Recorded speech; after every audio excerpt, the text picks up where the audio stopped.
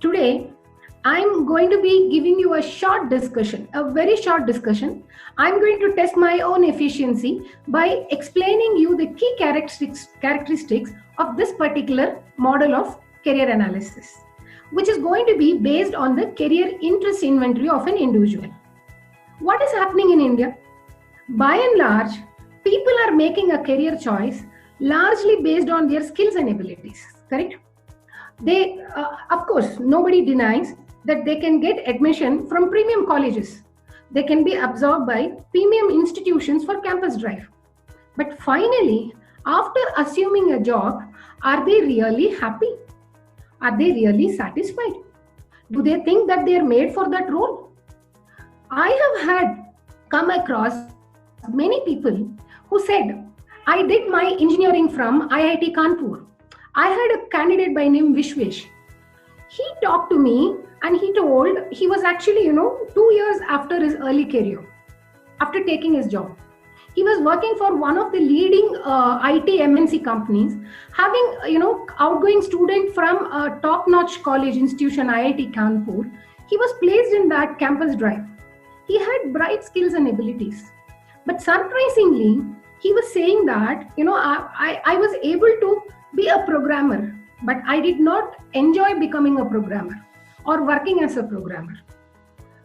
We made him take his assessment based on his interest.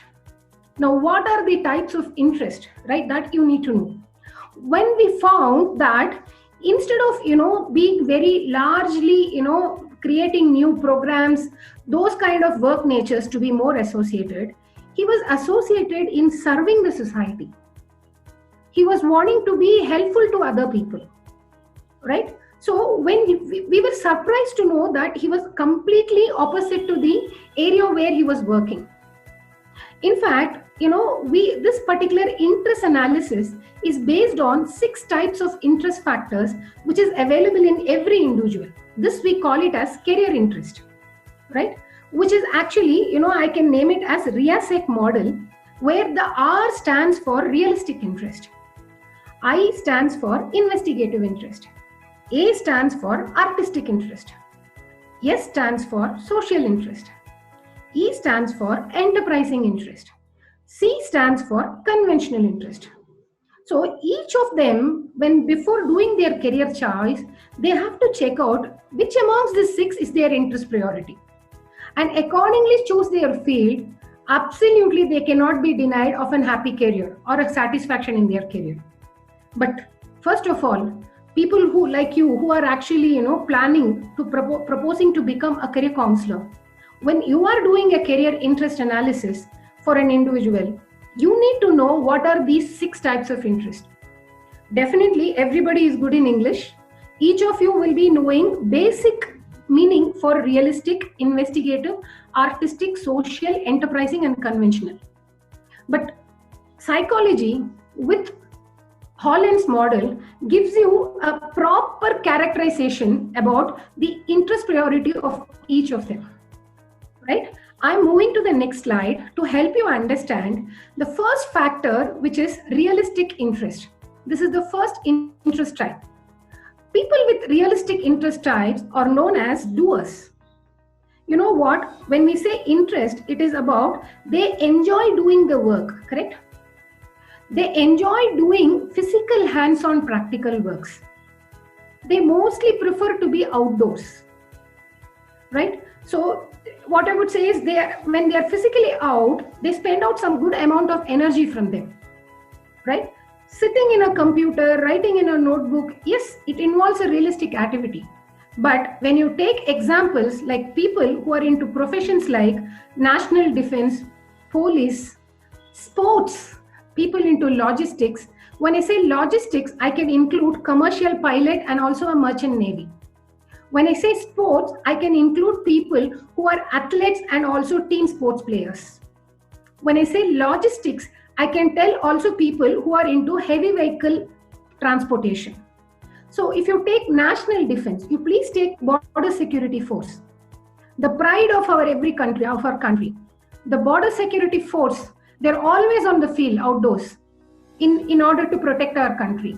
They're always out. They've chosen this profile for mainly because they want to be outside and save the country from the borders of the country. Right? All these people possess high-end physical activity in their work nature, which can be even a hands-on practicals. I can also include engineers like mechanical engineers, right?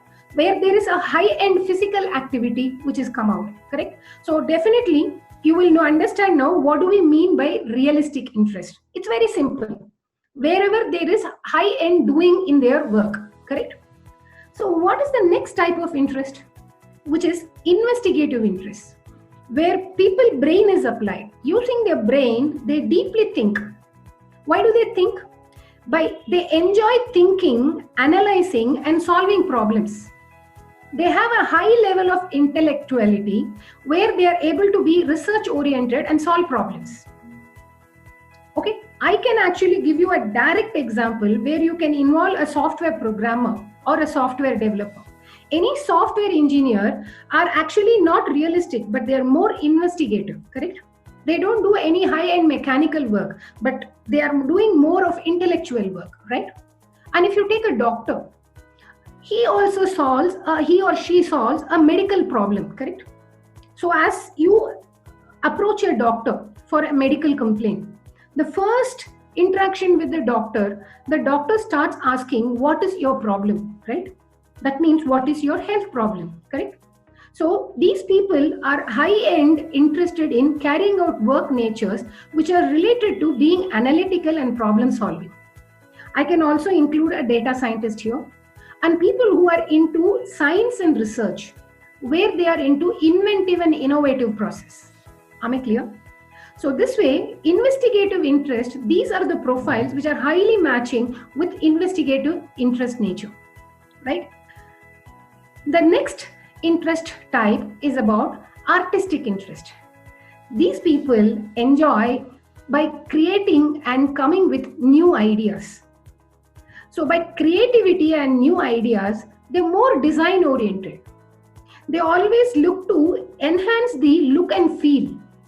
They want to improve the aesthetic factors. They're very visualizing, right? They have a very good visualization. Whatever it is, they'll be able to very well imagine and be able to bring it out with a new, unique method, right? So they are actually called as creators and people with artistic interest. I can give you very easy career examples. Designers. When I say designers, you can take fashion designers, interior designers, lifestyle product designers, animation and multimedia designers. Okay, all these people will fall into the designer category.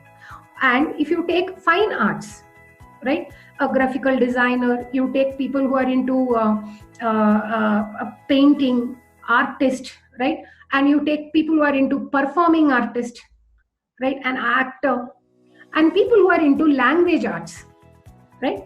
All these people possess high-end artistic interest in them. That it's because of their creativity inbuilt in them, right? The next type of interest type is social.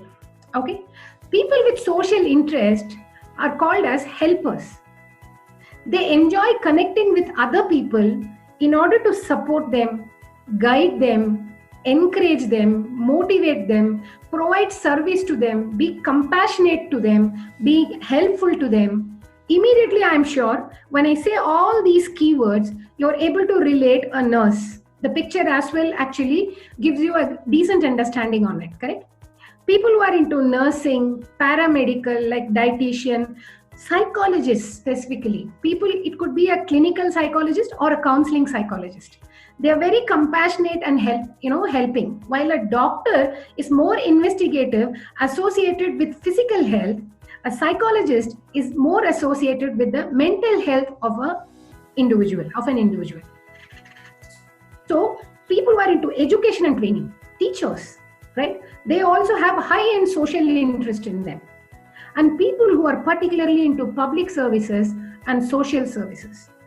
All these people have great insight about or interest about working in social related profiles, right? Moving to the next interest factor, which is enterprising interest. People with enterprising interest are called as persuaders. That means they enjoy convincing others. How do they convince others? They want to influence others with a leadership. They are actually open to take risk. They are more enterprising. The easy example immediately anyone could actually make out is business management. Under business management, all leadership profile, you can take a managing director, you can take a CEO, you can take a business analyst. Okay, all these people who have got high-end enterprising activity in their profile, because of their influencing interest, they are able to convince them and get the work done. They are very strategical, right? Even profiles related to entrepreneurship and all leadership roles, politicians, correct? We also have known several times that politicians have been much behaving as charismatic leaders, right? They are actually able to influence the public, right? And lawyers, yes, lawyers influence the court with their high-end enterprising argument, correct? They have that enterprising interest in influencing the court, right? So all these careers have high-end enterprising interest in them, right? It's very simple to understand, right? Now, when you come to the last but not the least amongst the RIASEC model, which is conventional interest, people with conventional interest are known as organizers. They like to work with data, facts, and figures. They're quite detail-oriented. And they enjoy planning, organizing, and structuring. They want to work in an organized way. They are much interested in working with standard operating procedures or creating standard operating procedures. And they actually enjoy working as by it. Immediate examples I can give is government services, librarian, accounting and finance, yes. And you also have administration, which is actually about regulation, rule book, management, administration. All these are the profiles which have people with high-end conventional interest in them. Obviously, these 6 interest types, whichever I have actually explained, is very simple and basic to understand. Right? Now, how these are actually helping them to know which career they can take. Standalone, every individual will have one interest priority in them. But always, people actually look for how do we do a career mapping based on the 6 types of interest. I'm interested in conventional. I'm interested in investigative also. Okay, but what is that? How will I actually do my career mapping? Right? That's an important question. Right? So the next slide is going to explain you about. I have explained IAR here in the screen, right? That means the primary interest is investigative. Secondary interest is being artistic. Tertiary interest is being realistic. Okay. What do we mean by investigative? That means they would like to first analyze, problem solve, and research and problem solve. Correct? They enjoy doing this. The secondary interest is about being creative, coming with new ideas, thinking out of the box. They want to think differently, right? Carry out work differently. So that is artistic. And the tertiary interest is about getting into hands-on physical work. You can observe here the interest priorities are accordingly aligned. Out of the 6, the top 3 interest is actually used for career mapping. The possibility of the change of the last interest is very, very low to the first level. A person, a student, a candidate, when following this assessment with interest inventory using RIASEC model, their primary interest, secondary interest, and tertiary interest is clearly identified. And with that interest priority, we get to understand which is the career they are suitable. Here, being investigative, artistic, realistic, architecture is one of the suitable career here. I hope each of you will agree, because an architect is someone who solves the problem for a building plan design for a client, correct? So the architect doesn't directly start creating a building plan, correct? They first analyze the details of that particular building, the budget of the client, and also the preferences of the client. Based on that, they are able to creatively design a building plan and then get into the hands-on practical, the physical work, right? So this is an example for IAR, right? Second is enterprising, social, and conventional. So the primary interest is being enterprising, influencing and persuading others for a leadership and being enterprising, right? The secondary interest is about social, connecting with people and actually carrying out a relationship with them, and then helping them and serving them. And the tertiary interest is about organizing. So the ideal career which is suitable for this career is human resource. I hope with this small limited information, you are able to understand how a career mapping is done based on the top 3 interest types, right? Now, I am going to run a quiz, right? So I know each one of you would have had your own level of understanding, and I'm sure that my short but a swift explanation would have given you the ideal understanding about what are the characteristics of each and every interest type. So I'm just starting with a polling. Okay, my questions will appear on the screen. Please, the question will be displayed for 20 seconds. And after 20 seconds, I would stop the polling and I would be releasing what is the right answer and how many percentage of people have responded with the right answer. So you can please be more observant in understanding the question. The question will have listed with top 3 interest priorities highlighted. There will be objective responses, which is given, objective type of response is given.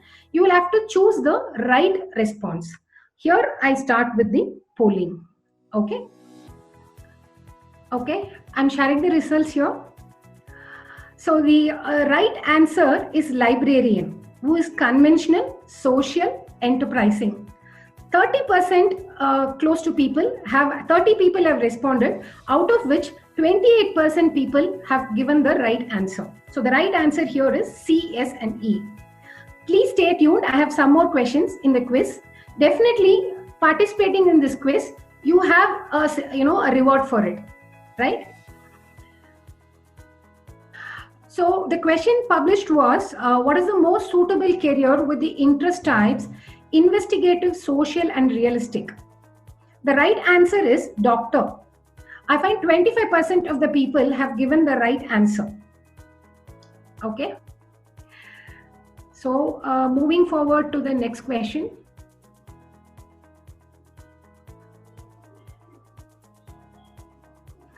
So the question here is, what is the career option most suitable for interest type artistic, enterprising, and realistic?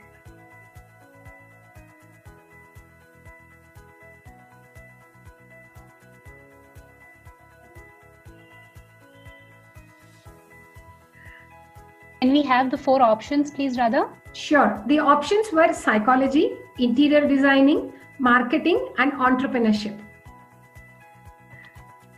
So I'm sharing the results. Interior designing is the right answer, and we have 76% of them who have rightly responded to it. And it's a special kudos to people who have given the right answer, right?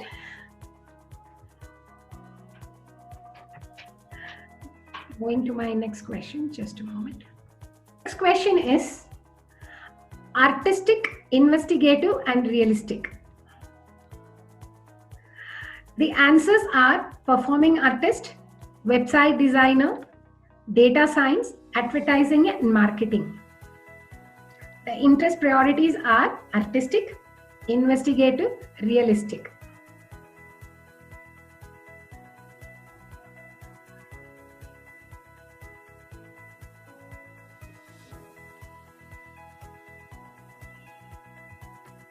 Okay, I'm ending the polling. I'm sharing the result.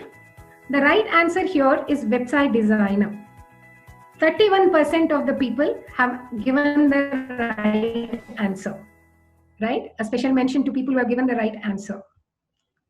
Okay, moving to the next question.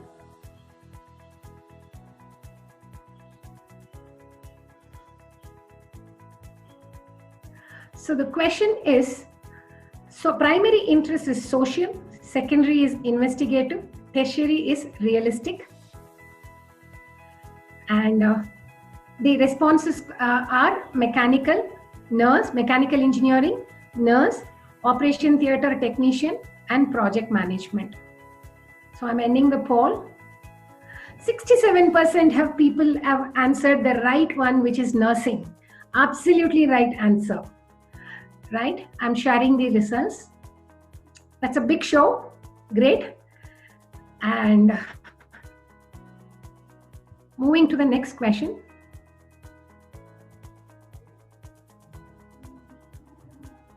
All right.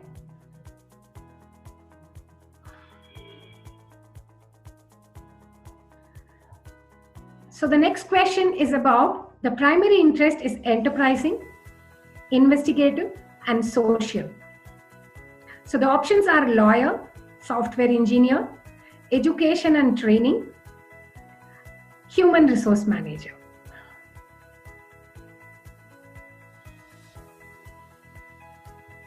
So, sharing the results.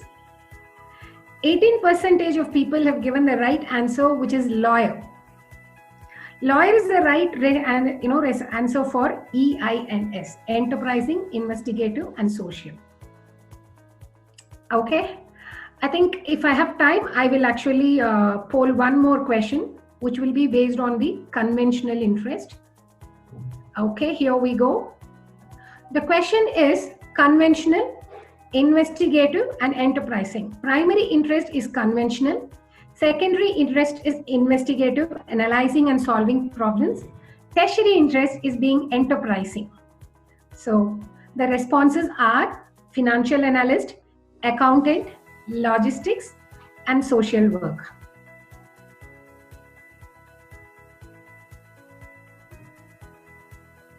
So I'm ending the poll here and sharing the results. Wonderful. 41% have given the right answer, financial analyst, right? So I think, doing a career mapping this way is actually, very easy, isn't it? I'm sure each one of you have enjoyed this particular way of career mapping, doing it as an actually, a game, like a game with a fun feel, not with a stress. Carrying any work without a stress is itself an enjoying factor, right? So this is how you will be doing a career mapping, finding what is their primary interest, secondary interest, and tertiary interest. And based on this, you will be carrying out a career mapping. Of course, yes. Many of you would be actually having a thought in your mind.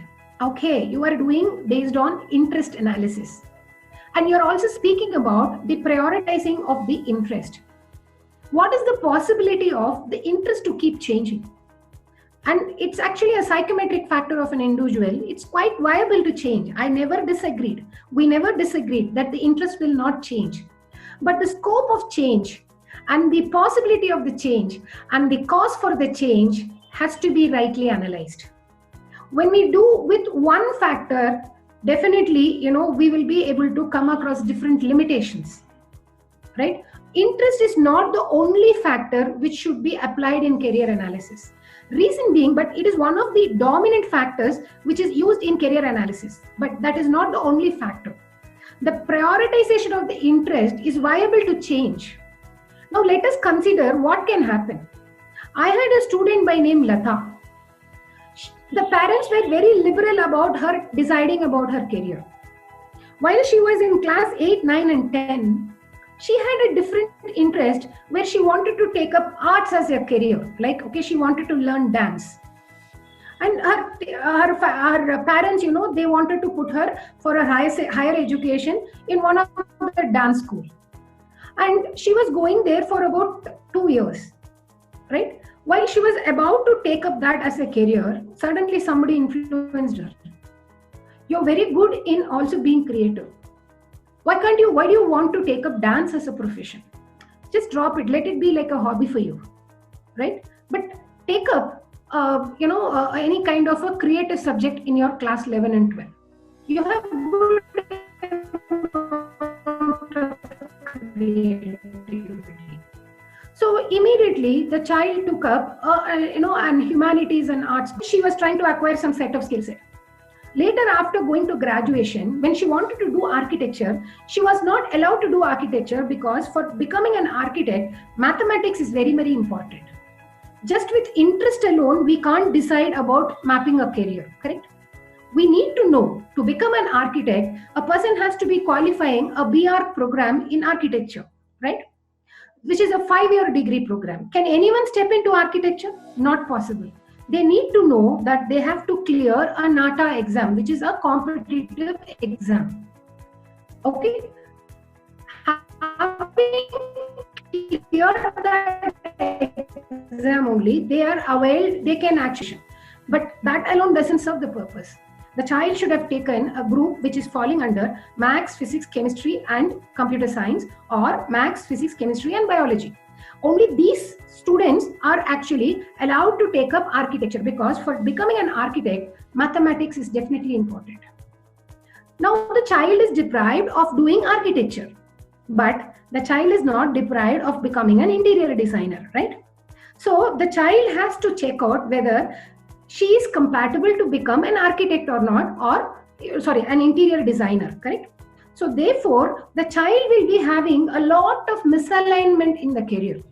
The child would have actually acquired only ad hoc skills, often changing their interest priorities, correct?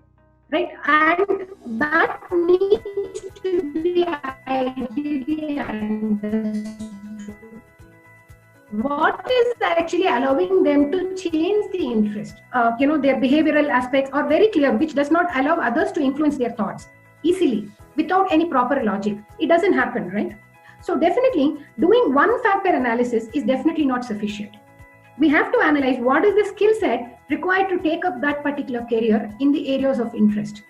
Also, how much a personality will be actually, adding a fuel to it. Correct? So we need to carry out a multi-dimensional analysis.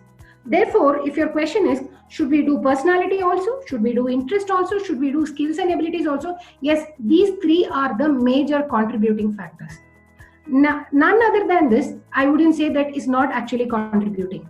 We also have multiple dimensions which are contributing, right? So there is a correlation analysis which have to be very carefully carried out in finding and narrowing down the career option between all these factors, right? So we need to understand, how does this actual career planning as such happen? What are the factors which will help a student or a candidate? Now I'm taking, for example, a student. For the same student, Lata, had she come to me in her class 8, 9 and 10, because I'm doing career counseling, I'm speaking as though it is you in me or me in you, right? So when they come to me, I want to provide a solution to them, correct? What is the problem they are into? They are not able to have a proper decision about their career, right? First, we need to understand their career personality, which tells us what kind of nature are they. Are they an extrovert or an introvert? Okay, what are the careers which are suitable for an extrovert? What are the careers which are suitable for an introvert? If a person is a highly introvert, and if after taking up the job, if he or she is going to be exposed in a kind of environment where they are asked to go for sales and marketing, definitely they are going to turbulate, correct? So we need to understand these personality traits of them, which is actually used through our MBTI method of questionnaire. And of course, yes, we have also had some customization about it, which I will explain it to you in the training when you all enroll for the training. That's how we are able to find a correlation. So candidate. Second is the career interest. The interest is about the priorities. What are their interest priorities? Definitely it has to be measured with understanding the scope for their change in interest, right? So that is actually largely possible with a multi-dimensional analysis, right? Then career values. By and large, every employee and every employer in the industry, private sector, are facing this problem called attrition, retrenchment, recession, right? That means people are leaving the jobs, not able to give clear reasons why they are leaving the job. There are people, organizations which are sending people, because an organization is a mixture of core vision, mission, values, and goals, correct? So when the value of the organization, respective to the functional area and the individual's value, if it doesn't sync, definitely there is a non-correlation. So we need to be understanding the career values of an individual also, because that's going to be a major motivator to them, right? Next is learning style analysis, which is about helping a person's enhancing their understanding capacities, right? So in a school, we have about 50 to 60 children, okay, in a classroom. The teacher delivers the training content, okay, the teaching content. They have top scorers and slow learners. Why? What is the reason? The teacher, of course, delivers a common method of teaching to the entire 50, 60 children. Why is a top scorer able to understand? Why a slow learner is not able to understand? Because the learning style of the top scorer is compatible to the method what the teacher is teaching. And the learning style of the slow learner is not compatible. Mostly at a school level, the children are actually hesitant, inhibitive to come forward and courageously say, teacher, I can't understand the way you teach. Because the child doesn't know what his learning style is. So there is a learning style analysis also to be carried out. Along with this, these four being the psychometric factors, the first step is helping them understand, according to their psychology, where they can see a happy, satisfied, and a compatible career. To take up that career, what is their current level of skill and ability needs to be analyzed. So these are the different theories for which personality we use MBTI-based questions, Carl Jung and MBTI-based questions. Of course, there is a customization done. Interest, Holland's model. Values is our own research model. Learning style from Bach's theory, and skills and abilities from David Battery's differential aptitude. With this combined 5-factor analysis, we identify which career option they are more compatible with. Now, the career options in the ecosystem are widely spread as career clusters, career paths, and career occupations. Okay, so now, for example, I had a student who came to me saying that, I want to become a computer engineer, right? But he has decided he doesn't require a career counseling at all. He was trying to be resistant. So I understood, yes, he's top scorer. He can actually be he can be a computer software engineer. Is he good to be a programmer or a developer? There are certain personality traits and interest priorities which are different for different careers. Okay, there are 20 career clusters which are career fields, right? If you take science, maths, engineering is one of the career field, which is called as a career cluster. Why is it called a cluster? Cluster means grouping, correct? People with identical personality factors, interest priorities, learning style, and values, they combine together, group together, and deliver for a common work nature. So that is called career cluster, right? So there are 20 plus clusters. In the field of these 20 clusters, we have around 160 plus career paths. You need to know what are the career paths under which cluster. Why should it be classified as career path? Because we cannot say that you take up medical, you take up science, maths, engineering, you take up government services.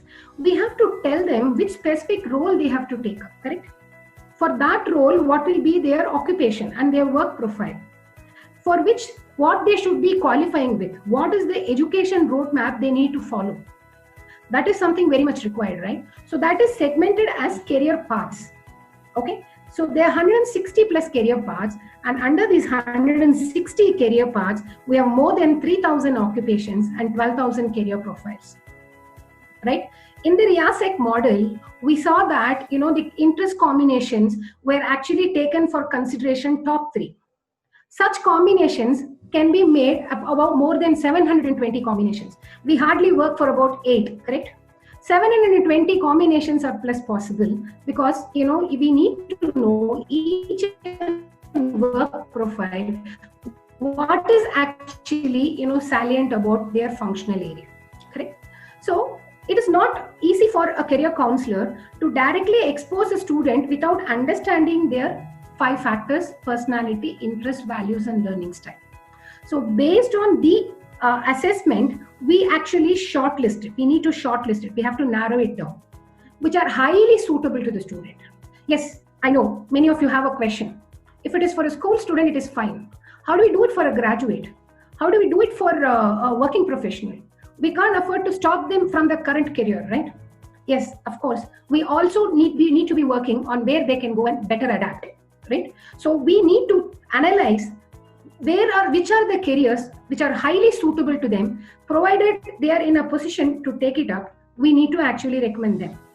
And when it comes for where they're already in their career journey, instead of giving them a stoppage, we can actually help them out how to upskill themselves, because what are the distinctive competencies additionally they can actually acquire.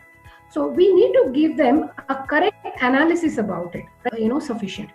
Everybody will agree, in India we have every year 15 lakhs plus engineers produced. Are all of them employed?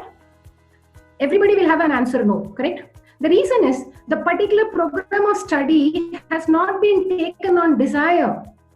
People who have taken it as a desire, they're based on their interest, definitely they know how to get themselves employed. The remaining people are actually battling and turbulating. We need to help them in how they can actually adapt to that particular education, because we should not be allowing anyone to waste their time, correct? So from these multiple options, you will help the candidate to figure out the favorite 3 career paths. Why these three favorite career paths? Because when you're doing a career planning for a school student at 8, 9, and 10, to take up that career is at least an 7 to 8 years journey time, within which the student can actually change the mind, but the change of mind should not be very erratic, should not be very high. So therefore, we help the student in finding out what is the 3 favorite career path where the education roadmap at a foundation level is not actually hitting, right? Next, the USP with you is learning through this training module is you not only recommend them the career, you give them a complete execution plan. What is their next step? Because you will have many, undoubtedly, many people want to take up J2E. Many people want to take up NEET, but coming at a fag end, they don't have sufficient time. But when a child who comes in an age of 8, 9, and 10, there is sufficient time available for the student, correct? So you will actually give them a clear education roadmap as how well they will be preparing for that particular program. The level of preparation is not a hard work for them, will be a smart work. So with this kind of a construct, you will be able to give them an optimized career solution, right? So the execution plan is also going to be a key highlight. So these are the entire activities which happens in 3 episodes: pre-counseling, during counseling, and post-counseling. So in the entire life cycle, you help the student understand about himself and explore him to all the opportunities, and then help him himself choose the career, because knowledge is very much given by you, which is the career which is more suitable through a multi-dimensional analysis, and you also end up giving an execution plan, right? So all these, how do? You need to be trained, correct? There is a perfect correlation between all the psychometric factors, correct? So you need to be ideally trained. As informed by my colleague Zalek, more than 2,200 people have been trained and certified by us, who are almost 95% of them are efficiently practicing this profession, right? That means this is a practice profession, professional practice, like a lawyer, a doctor, or any other practitioner, correct? So definitely, these people, once they get into the field, they actually enjoy doing this work, because, they are actually opening a knowledge base for the students, their target audience. For you to sit for a counseling, you firsthand has to be high in this knowledge, right? Career counseling is a knowledge industry. So now you need to be ideally trained with the required knowledge, right? And this is not anyway a rocket science. The training module designed by us is so very excellently designed, where you understand the psychometric concepts which are applied in career analysis extensively. We deliver a program in 2 parts. One is psychometric application. Okay, so which I explained already partially about career counseling as a process. In the entire life cycle, what happens? Then I also have briefed you about the different theories used in career analysis. And also, we'll have an in-depth understanding about career personality. based on Carl Jung and MBTI, and we will definitely highlight you what is the value addition done by our technology model and also our assessment model, right? And I gave you at least about only 30% of what is about career interest. But what are the different, nuances about it? What are the subjective areas where the interest can be influenced, right? So these are all extensive training which you will get in the part 1 training when we discuss about career interest analysis. And we'll also discuss about a correlation between career personality and interest. That is a 2-dimensional analysis. Then we'll understand the career values and motivators and about the career learning style as well. Then for a school student, these are the 4 psychometric factors. But when it comes for graduate and working professional, definitely an organization's environment and climate largely contributes for their productivity. So therefore, emotional quotient or emotional intelligence is also applied in the assessment, only for graduates and working professionals. Now, based on these, we are able to tell them which is the field they have to take up. And then what are the skills and abilities? Okay, when I said DBDA, what are the different attributes in that theory has actually been taken for assessment. A descriptive information will be given. And a 4-dimensional career analysis model is career cluster analysis. And a 5-dimensional assessment model is a career path analysis. So with which you understand the holistic correlation between all the 5 or 6 factors, and therefore how do you provide a counseling. So this is going to be an intensive training program on the part 1. Now, based on these factors, after an assessment is carried out, how a report is being generated, right?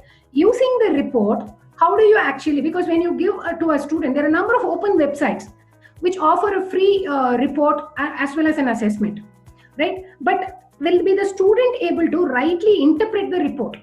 If you give it to the student, immediately he'll go to the recommendations only. But he doesn't know the science behind it. Once having trained, you know the science behind it, on what value the report is generated, correct?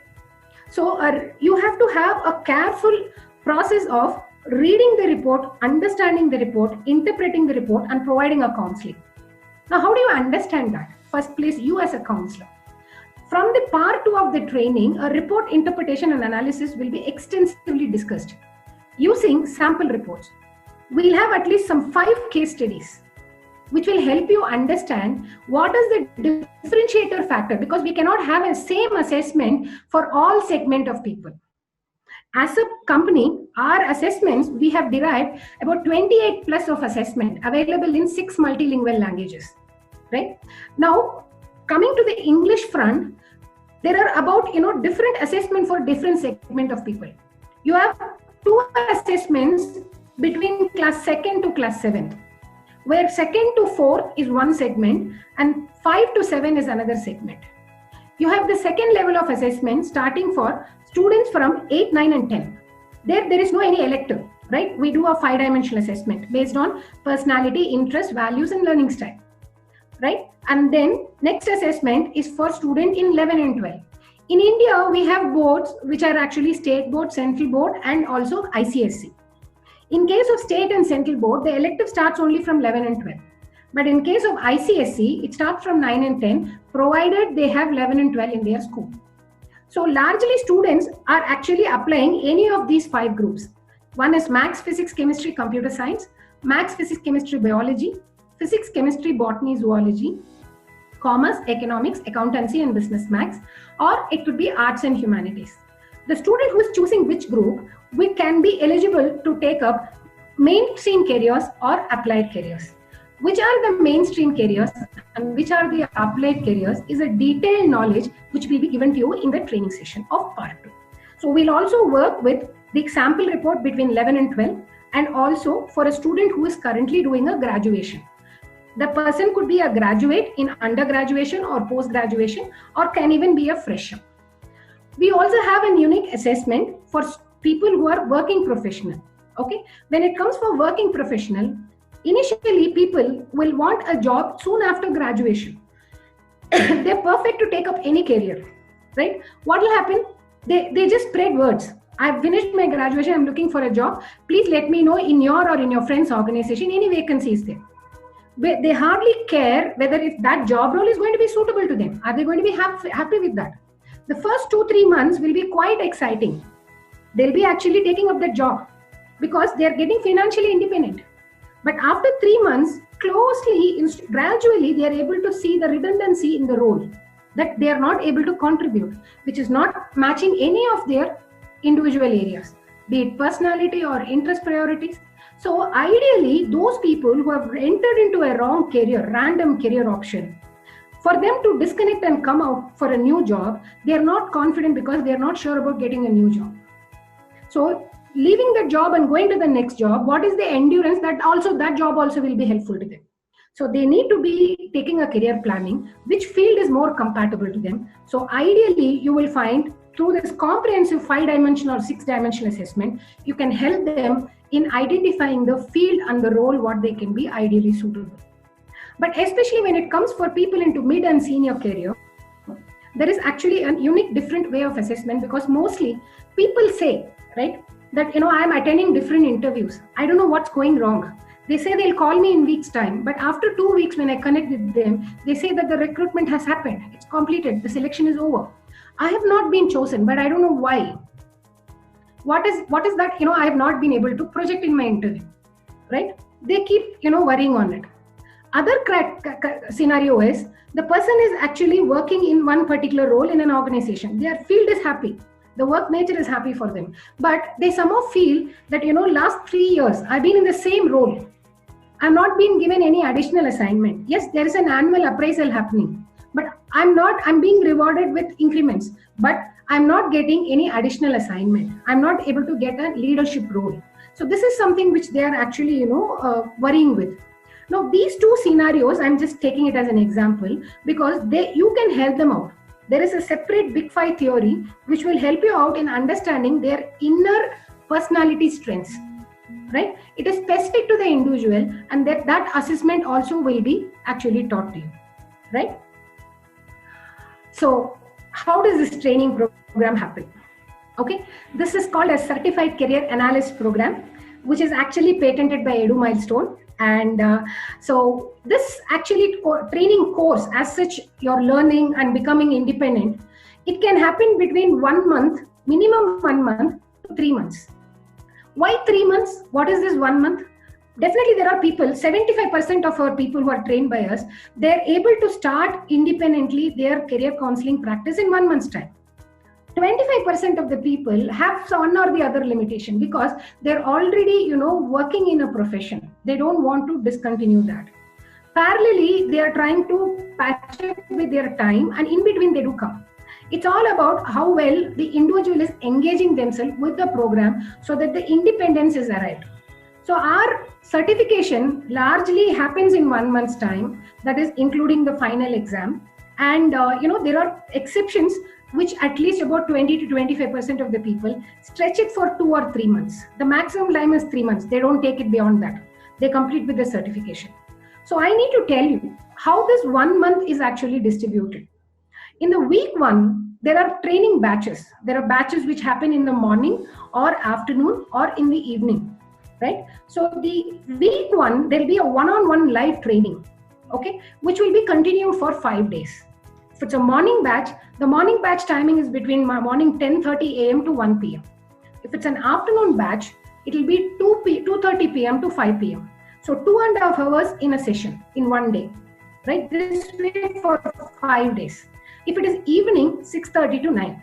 So 5 days, each day 2.5 hours, this will be a one-on-one live training which is happening.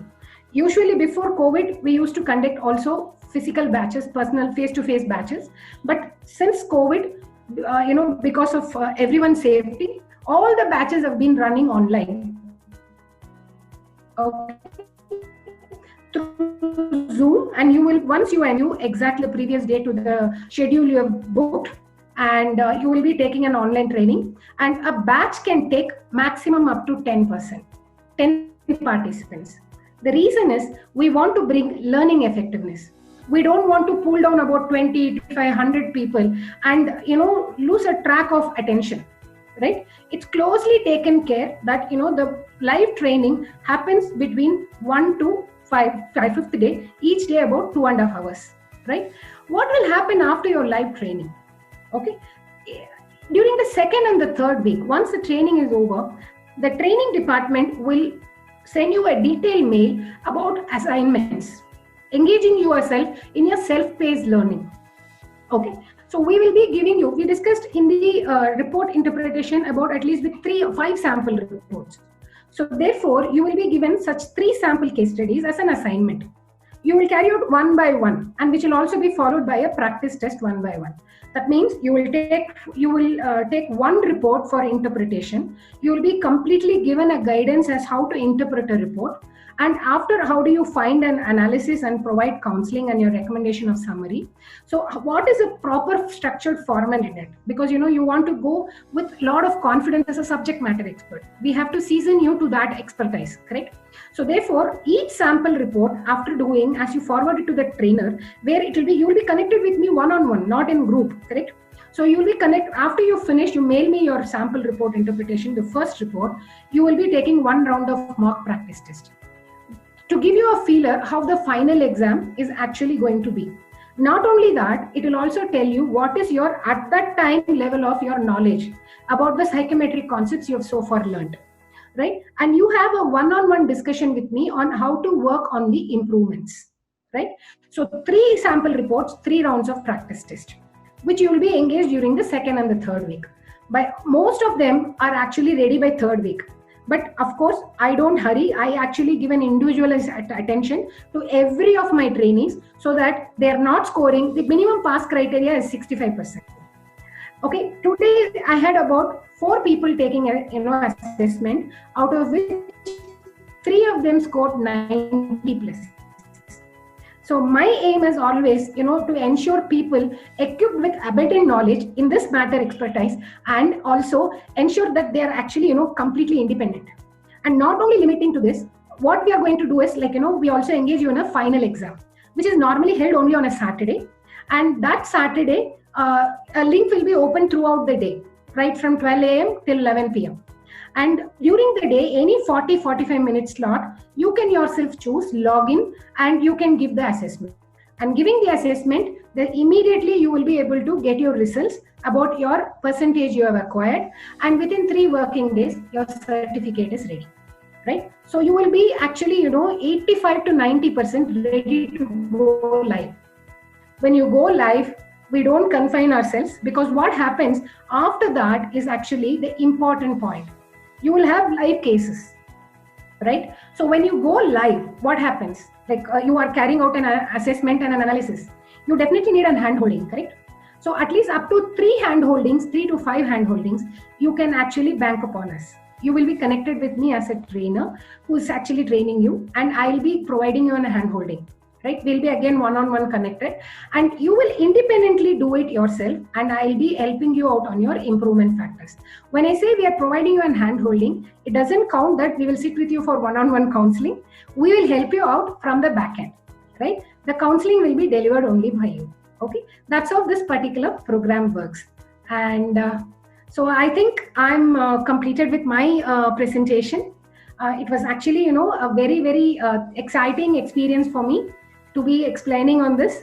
I hope, I trust each of you are actually gained some amount of confidence on the subject, particularly with the interest. It's a short interaction, I know, but I'm actually concerned whether if it has got an effectiveness. Of course, please stay tuned till the end of the session, because there is a lot of announcement about, till the end of the session. There is also a question and answer session. Many of you, I know you have raised your doubts and questions in the chat window. You really want to get into that answer, please do get. And please stay tuned till the end of the session, till the question and answer is given, because that is the time you have a link for your e-certification for having participated in this webinar. Thank you all. Looking forward to meet you in the training program. Thank you. Namaste. Okay, Zalak. Yes, Radha. Over to you, please. Yes, Radha. Yes. Okay. Thank you, Radha. I am audible, I guess. Yes. Thank you, Radha. That was really insightful and eye-opener session for many of us. And we have already seen in the comments, it was a really wonderful and a very interesting session. So we have also received a lot of questions, and I'm sure you have more. I would want to highlight the 7 most frequently asked questions. No, sorry, not 7, 5 most frequently asked questions that may help many of you. So we'll start with the first one, that is the certificate valid and credible globally? This is a very important question, and it is something which is asked regularly on our almost day-to-day conversations, where the credibility of the certificate.